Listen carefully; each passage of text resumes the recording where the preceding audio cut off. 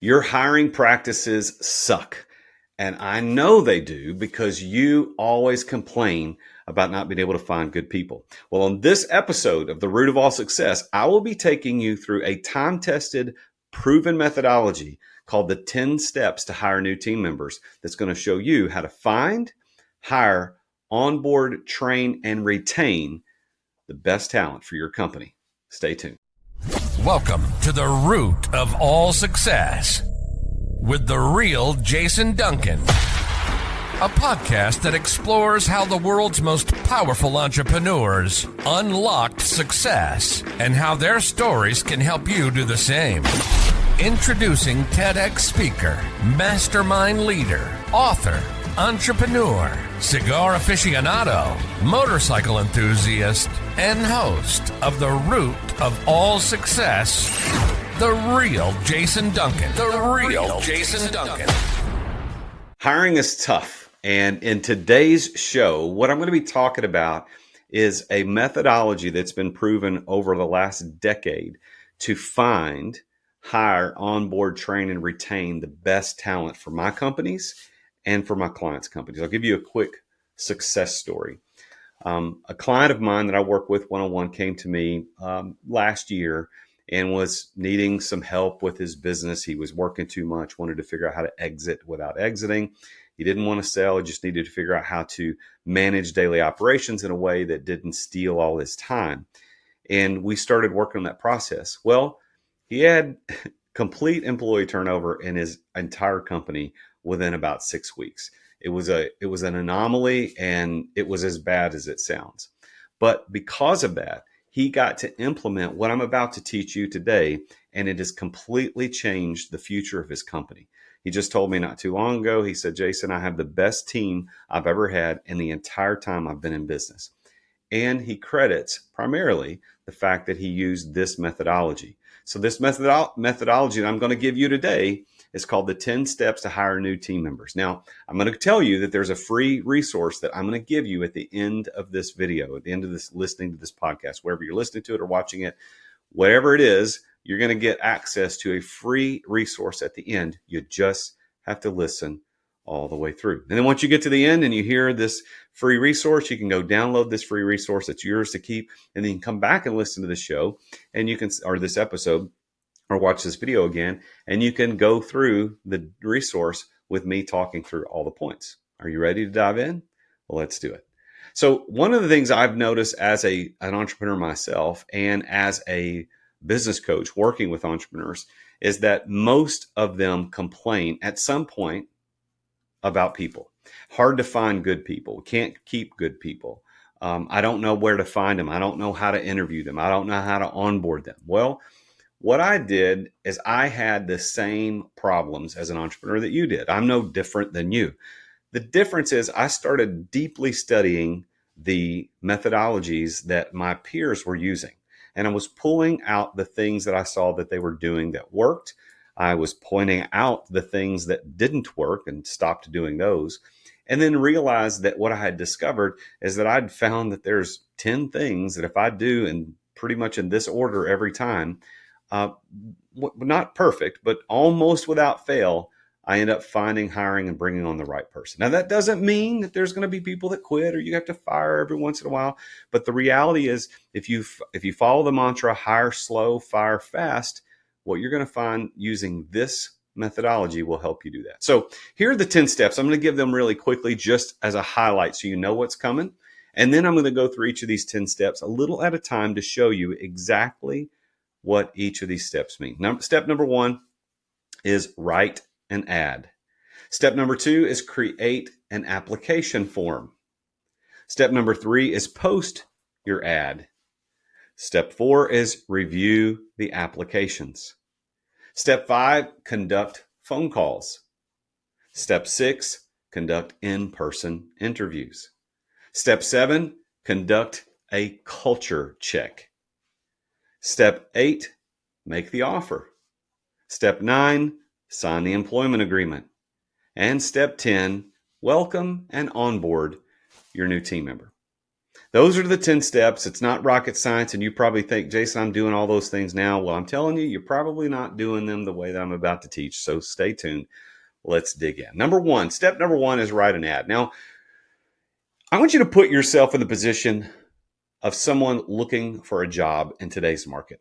So you hop on Indeed, you hop on LinkedIn, you hop on Monster or some other job posting site, and you start looking at jobs and you read those descriptions. And it probably might not even be a bad exercise for you as the entrepreneur, as the owner of the business, is to go and act like you're looking for a job for a couple of days and go through that process and see what you see. And here's what you're going to experience. Every single job post sounds like Charlie Brown's teacher. That's what they sound like because they're all written now by ChatGPT, which has, we can all tell, but they just sound all the same. We offer competitive salary and benefits for the right candidate who wants to come and join a growing team. Bull. You fill in the words, right? That is not who you are. That might be true, but it is not who you are. So what does step one mean? Well, write an ad that will connect your candidate with your personality. I had a guy work for me for almost 10 years, and he came to work for me, and I was running a very small company at the time, and he had come from an international multi-billion-dollar corporation. And he said, when I asked him why he decided he wanted to come work for me, or why he applied rather, he said, because when I read your ad, he said, I knew something was different about this opportunity. And up until the last day that he worked for me, he said, Jason, I remember that ad. I remember the voice in the ad. I remember, and I remember that when I met you, I knew you wrote that ad. And that's what connected him to the company. And he worked for me, like I said, for almost a decade. That's the type of longevity that if you hire correctly, you get it. So it starts with the ad. You got to make sure that your voice and your personality comes through. And I want you to think about these three things. So write these down if you're in a place where you can do it, or mark where you're listening to this show and go back and write these down later. There are three reasons why people come to work for you and why they stay working for you in this order. Number one, opportunity. Number two, recognition. And number three, money. In that order, that's why people come to work for you. So in your ad, you have to make sure that you highlight the opportunity and then highlight how they are going to be recognized, or how you recognize other people for their contributions. And then show them what the money is. Now, I'm not an advocate necessarily, and I'll show you later, of promoting what you're paying in the ad itself. But there are ways that we can do that, which I'll show you in a minute. So step one, write an ad. And it better be different than every other ad that's out there that your applicant's looking at. Step number two is set up an application form. And I am a huge proponent of this because I don't think resumes in general are very helpful with us looking as entrepreneurs, looking at people to come to work. They're necessary so that you can kind of get a benchmark of where they live, where they work, where they went to school, et cetera. But really, that's not the most important thing. So what I advise is to set up an application form. And I use Google Forms because it's free and it goes into automatically to a Google Sheet so I can see it without having to log in anywhere. Also, you can look into Typeform or Jotform or something else, but I want an online application form that my candidate can go to. So they go to the ad, they read the ad, and when it says how to apply, it says click here to apply. Now, if you're using Indeed or one of these online platforms, they're going to want you to apply through their platform. But that doesn't mean you have to make your candidate apply through that platform. What you should do is write in very big, bold letters, this is how you apply. Click here, or go to and then set up some sort of a bit.ly or small, tiny URL to point to your application form. And that application form, as used as the device in hiring the right team members, is a way for you to screen people and get to know who they are before you waste time talking to them, either on the phone or in person. Now, the questions that I ask all the things that I might need to know. Obviously, the demographics of the person, like where do they live, blah, blah, blah. I also ask things like, hey, what type of experience do you have in this particular position? And let them type in what the experience is. Now, This form needs to be different if you're hiring a blue collar versus white collar. You just use your best judgment. But the form should ask all the questions that you want to know about this person, including why they applied for this job, why are they leaving their last job, what do they like in their current position, what do they wish it did that they don't have now, what's the best book they've ever read, who's the leader that they admire the most, do they on a scale of 1 to 5 rank their abilities in 3 or 4 areas depending on what job you're hiring for. And then somewhere in there it should say, hey, the salary range or the income range for this position is between X and Y.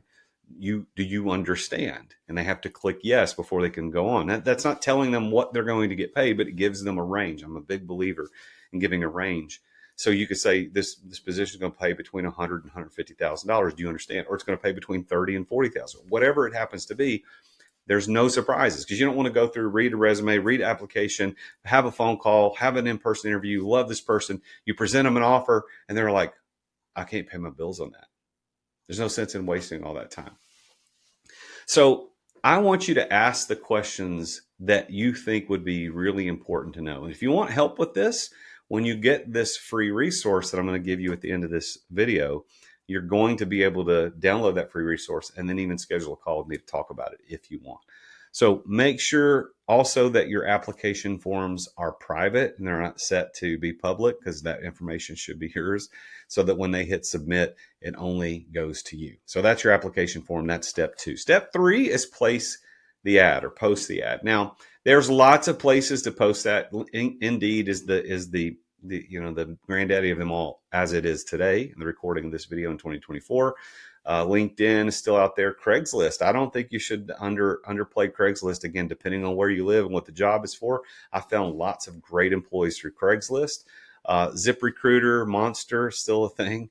There's all these job postings. You got to think about all these platforms. You got to think about where is the person that you're trying to hire looking?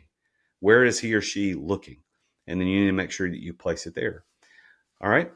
Take into consideration, what it's going to cost, because some of these platforms can be very expensive and you don't need to pay a lot of money to place that ad. So be careful of the cost. I think, in my opinion, Indeed has come a long way. They used to be terrible. They used to be very expensive. I'm not sponsored by them. I don't get paid by Indeed. I'm not an affiliate. But of late, they've become much, much better, easier to use, and they don't charge you unless you accept an application. There's certain different ways to do it, but I like what they're doing right now. Step 4, review those applications. Now, here's what I do. Because I use Google Forms, for people to apply. I actually print the entire form that they filled out, so that it comes out to 12 or 13 pages based on the way I ask the questions. So about 12 to 13 pages. I'll also have their resume sent in because of the process, because part of the application process is to send a resume and a cover letter. And when they send me a resume and a cover letter, I take the resume, the cover letter, and their form, staple it all together, and have one packet of information that I can look through. Now, I will tell you, based on talking to some employment attorneys, that there are employment laws that have a lot to do with what I'm about to suggest. So I am not an attorney. You need to go get your own employment law advice on this. So if I say something that kind of cuts sideways on what you believe to be not legal, because it's not about breaking the law, it's about what you might have to keep records of, just be very careful of this.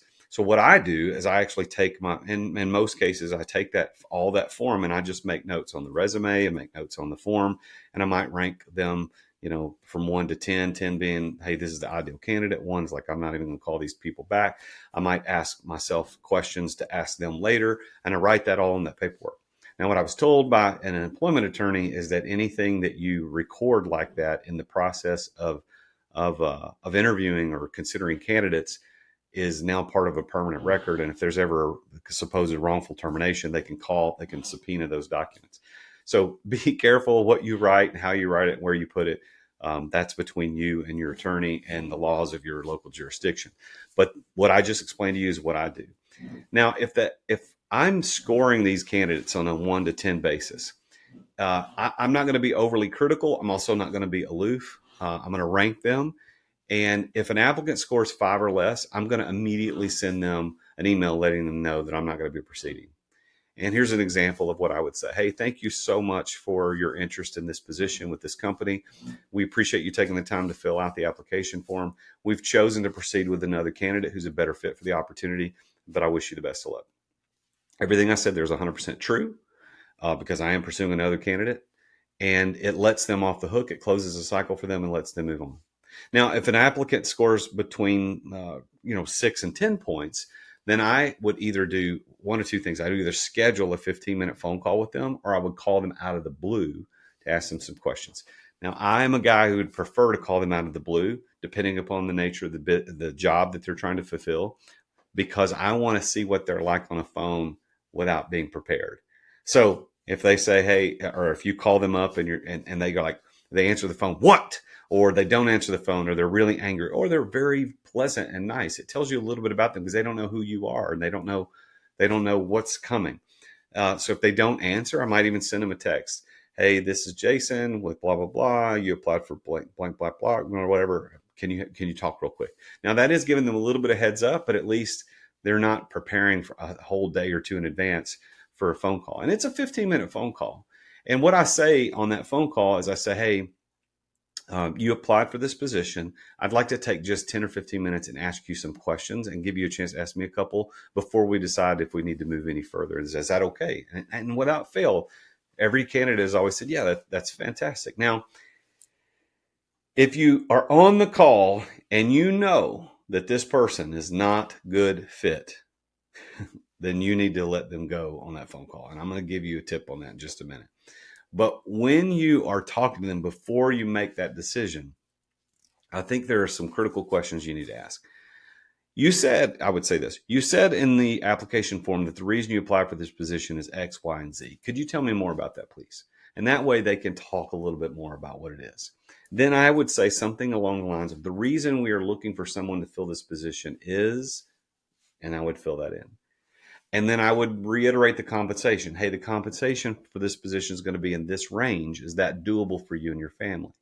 And then list a range. Now, if there's any skills or licenses or certifications or physical abilities that they need right now, you need to tell them this on the phone. So in that call, if the candidate is a match and you would like to invite them for an in-person interview, you just tell them right there and get that in-person interview scheduled before you move on. If you're sure that they're not a match, you need to say, hey, man, or lady, whatever. Hey, person. Hey, John, I really appreciate you taking the time to talk with me. And after hearing your answers and evaluating your potential match with the position and comparing that to the other candidates that I've talked to, I don't think it really makes sense to move forward at this time, but I wish you the best of luck. Thanks again for applying. Goodbye. Let's take a quick break to thank our amazing sponsors for making this podcast possible. As an entrepreneur, I know that you have to deal with sales on a regular basis. I mean, every entrepreneur does. And if you aren't paying attention to sales as an entrepreneur, you're not going to be an entrepreneur for very long. But I've got a sponsor of this show called Dub that helps you bring the personal back to sales. If you want to figure out how to improve content creation, improve client trust, improve your sales process, decrease the sales cycle, because we all know time kills deals. If you want to increase client bookings and increase conversions, you need to take a look at Dub. There's a special offer for Dub for listeners to The Root of All Success at therealjasonduncan.com/Dub, and that's DUBB. What Dub does, I've been using this for years. I'm a huge fan, and I'm so honored that they're our primary sponsor of the podcast. But they have helped over 60,000 businesses around the world communicate better, to make sales easier, to make sales more personal. And Dub is built for growing teams. I mean, you can set up video emails, you can set up custom onboarding, you can do admin reporting, anything you need around video and sales and automation. Dub is there. You can try Dub now. Your conversions to sales are waiting. All you got to do is go to therealjasonduncan.com/Dub. And there you're going to get 2 weeks for free to try Dub. Plus, you're going to get 50% off your first 2 months of Dub. You can't beat that. So go check it out. Go to therealjasonduncan.com/Dub. Dub. Thanks for listening to our sponsors. Now, back to the show. That, again, close the cycle. Don't leave these people hanging. Give them a way to understand where you're moving. You're moving on, and they are too. And now, if you are unsure or uncertain about that candidate, what you might want to say is something like this. And by the way, these scripts that I'm reading to you are in the free resource that I'm going to be giving you at the end of the show. Hey, I really appreciate you taking the time to talk with me. And after hearing your answers and evaluating your potential match with the position and comparing that to other candidates that I've talked to, I want to take this back to my team and I would like to discuss it. And we're going to reach back out to you via email and let you know about next steps. Okay. And then you do that. That way it gives you some time to think about it. All right. Step 6 is the in-person interview, the first in-person interview. And when they come to that interview, you need to note the time of arrival. If they are a minute late, they will always be late coming to work. You can guarantee it. If they are on time, that's great. If they're early, that's probably even better. You got to pay attention to that. Did they come dressed appropriately? Did they smell appropriately? I mean, I've had people show up smelly for interviews, and if it's a white-collar position, can't hire that person because I can't have them stinking when they go talk to my potential clients. Were they prepared? Did they bring anything with them? One of my pet peeves is in interviews, and when I'm interviewing people, is they show up empty-handed. They just walk in and they're like, hey, they shake my hand, they sit down across the table and they're ready to go. Well, they didn't bring a copy of their resume. They don't have a notebook. They don't have a pen. They have nothing to take notes with. The last person I hired in a significant role for any of my companies, one of the reasons I hired her as opposed to other candidates is that when she arrived, she had a bag of her stuff. She came in, she sat down, she greeted me. She was very happy to be there. She spoke warmly about what, her expectations were for the meeting. And she pulled out a notepad. She pulled out a piece of paper. She had written some questions ahead of time down on. That is the type of preparedness that I'm looking for. You need to know what you're looking for. Now, every company is going to require different things. So at this in-person interview, make sure you go over the things that you need them to know and that you need to know from them. What I recommend is just going through the standard. Hey, where did you work last? And kind of go through the form and the resume. Just do that. But then I want to give you something, and this is kind of the coolest part of this whole process that I think people really, really like. Candidates have always liked this. And that is, I use something called interview by numbers. And in interview by numbers, what we do with that is I have collected 72 questions from fellow entrepreneurs and business owners over the course of my career as an entrepreneur. And I've collated them into one document, and it's actually in this free resource I'll be giving you at the end of this. And I do interview by numbers. So I tell the candidate something like this. I have already spent 15, maybe 30 minutes with them talking about the job, talking about them, blah, blah, blah. And then I say, you know what? Now we're going to move into the part of the interview where I do is called interview by numbers. I've got 72 questions that I've collected that I want to ask you. And of course, when I say 72, without fail, their eyes get wide. They're like, what's going on here? I say then, look, I'm not going to ask you all 72 questions, but you're going to pick the questions that I ask. Inevitably, they smile. They look a little bit surprised, like, well, I don't know what this means. And then I tell them, look, there's 72 questions. I give them their thing. You're going to pick a number between 1 and 72, and I'm asking that question. Some of these questions are specific about a job or at all, but not about this one, but about why are you interested in this position? What makes you qualify for this position? Those are very specific job or very specific interview questions. Then there are other questions that might be like, are you a cat or a dog person? Why? Now, those questions are not there just by somebody trying to be funny. It's to see how these people respond. But the other part of this is because they pick the question, they can't get mad at me for asking that question. Because if I just sit down in an interview and ask somebody point blank, you a dog or a cat person? Is a hot dog a sandwich? Any of these weird questions, they're going to be like, why is this idiot asking me these questions? But because it's part of this interview by numbers process, they like it. Candidates always enjoy this. Again, there's 72 questions, and I usually take the time to ask 5 or 6. And what I do is when they pick the number of whatever question is, they pick number 7. I'll say, okay, number 7, why'd you pick number 7? And then it tells me how they make decisions on the fly. They might pick 32 or 72 or number 1. And it tells me a little bit about why they pick those numbers, how they make decisions. I write the number down, and then I ask them the question, and then I make a couple of notes of how they answer the question. I do that probably 5 or 6 times through those questions. It's a very enjoyable part of the process, and I really get to understand the personality of the person I'm interviewing. It's a good thing for you to do as well. Now, at the end of that interview, what you're going to do is you're going to tell them, look, I'm going to take all this information that you shared with me under consideration. I'm going to compare this to other candidates, and I'm going to get back to you within a certain time frame. And you give them that time frame.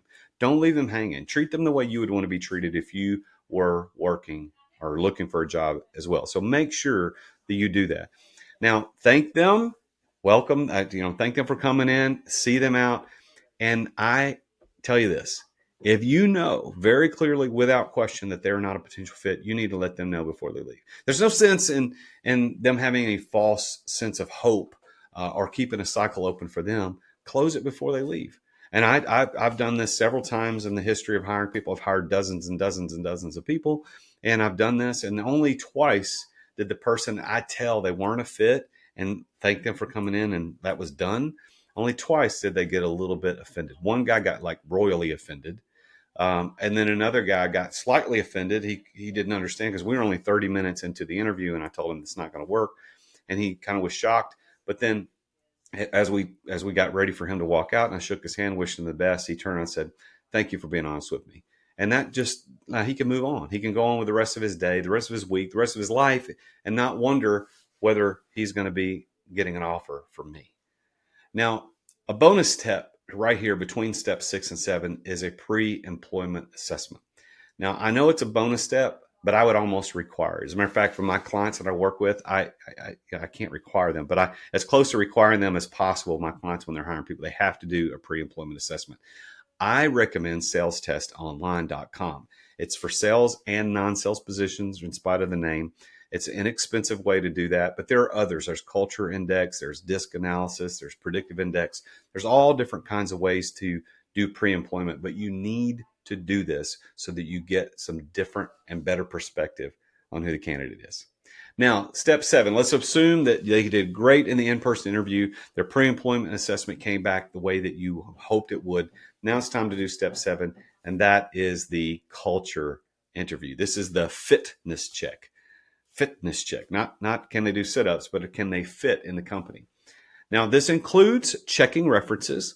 There are specific ways that you could do reference check calls. So I usually get a past supervisor, a past coworker, and a non-professional reference, a character reference of someone, non-family member. And I usually ask the standard questions. It typically takes 5 minutes. Can you tell me a little bit about this person? What are the greatest things you know about this person? But then I'll also say this, and this is an interesting question. What would I need to know about this person that I won't know until they've worked for me for about 6 months?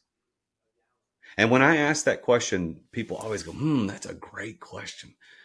Well, there's not really anything bad about them. And I said, look, I didn't say it had to be bad. I just said, what am I not going to know about this person until they've worked for me for 6 months? Because we all know that, right? You hire somebody and you don't really know who they are for 6 months. And then you're like, oh, they're a little bit mouthy when they get cranky, or they bring fish to the office and heat it up in the microwave.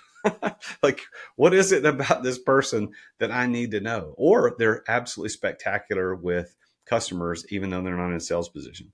Whatever that is, that question seems to dig beneath the surface and really get me some reference material that'll help me.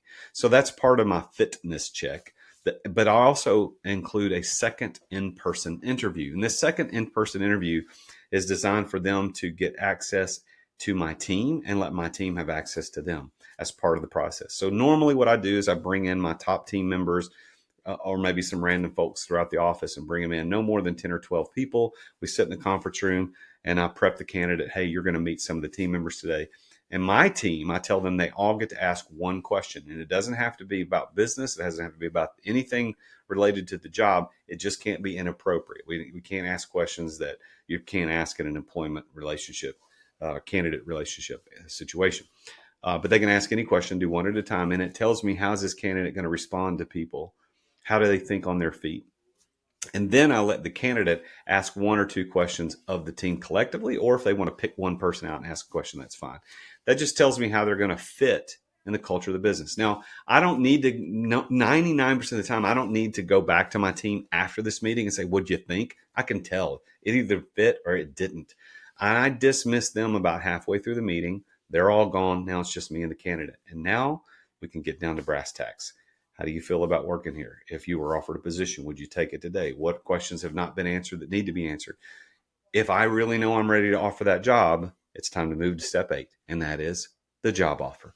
The job offer needs to be formal. I get it. I'm a man of my word. If I shake your hand, tell you I'm going to do something, I'm going to do it. But I'm also a man who has a short memory span sometimes. I might forget what I committed to. It's not that I'm not committed to it. I just forgot what I said. That's why a job offer needs to be formal and in writing, as is step number 9, the employment agreement. These things need to be in writing. So imagine this. John comes in and interviews me. We go through the whole process. At the end of that second in-person interview, I know that I want to hire John because he's fit. Everything works. And I say, John, I would like to offer you the job. When could you start? And he says, that's great. It's fantastic. I can start 2 weeks from Monday. Whatever he says, you shake hands. That's not the official job offer. The official job offer needs to be emailed to him in a PDF document that includes his employment agreement, which is step 9. So step 8 is the offer. Step 9 is the employment agreement. That all needs to go out and needs to be official. It should have the employment agreements that follow your state and federal guidelines, as well as any non-disclosure, non-compete, or any other provisions or clauses for your company. You need to have the employee accept that offer and sign the employment agreement. This not only is the right thing to do to hire the right people for your business, but it also makes your business worth more money. Why? Because at some point when you get ready to sell your business, the buyer is inevitably going to ask, I need to see copies of the employment contracts for all the employees. And if you say, I don't have it, then that buyer knows that he has nothing to walk into that assures him that he has a contract with any of his employees.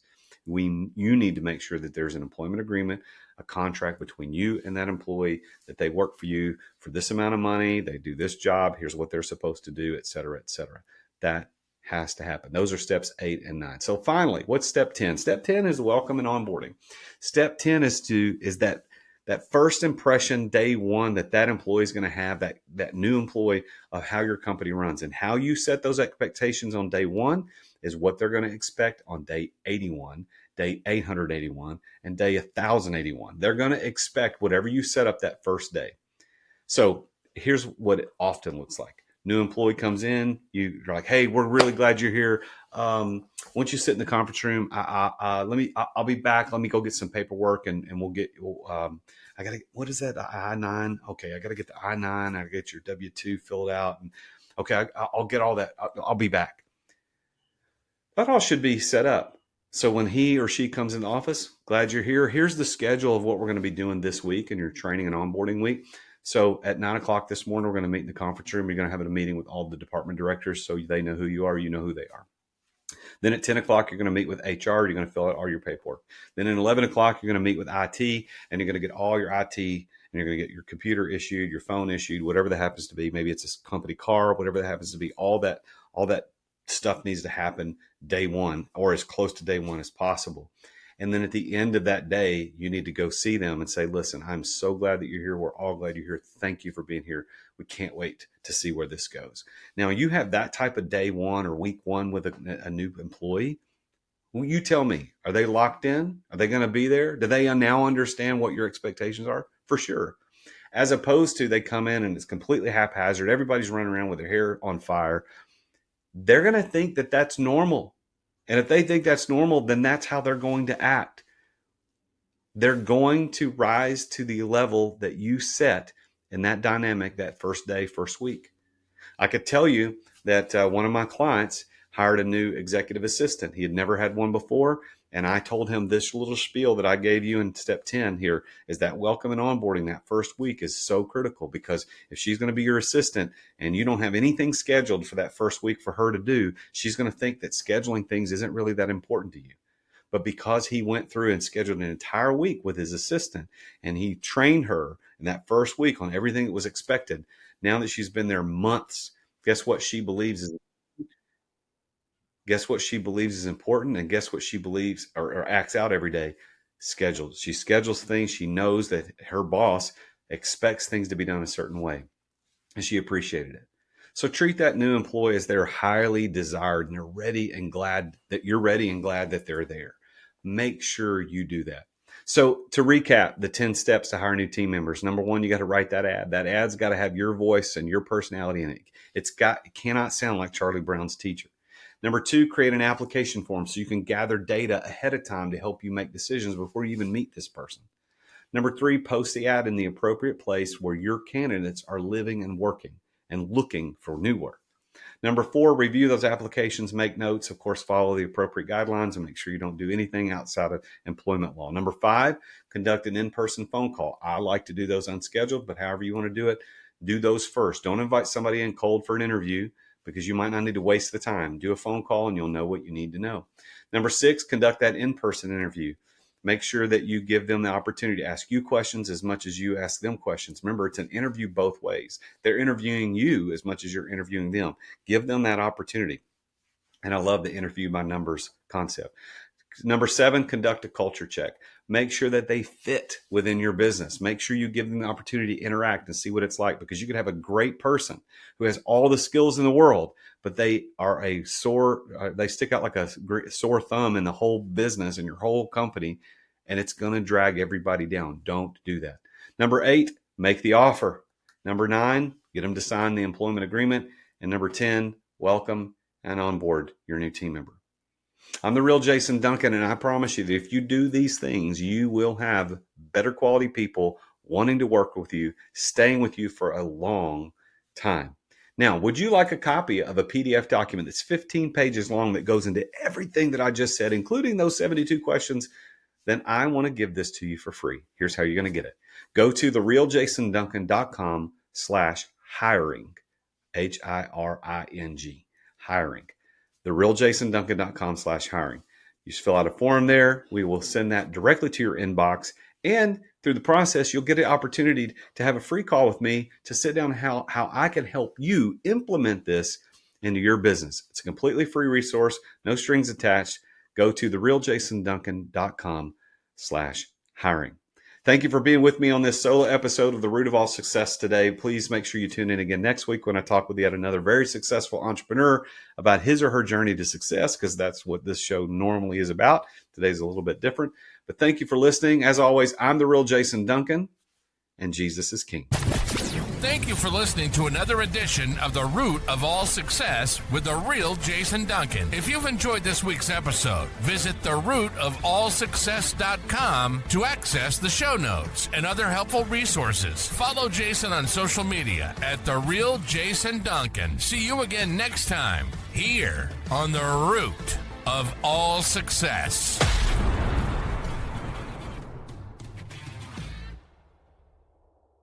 This podcast is a part of the C-Suite Radio Network.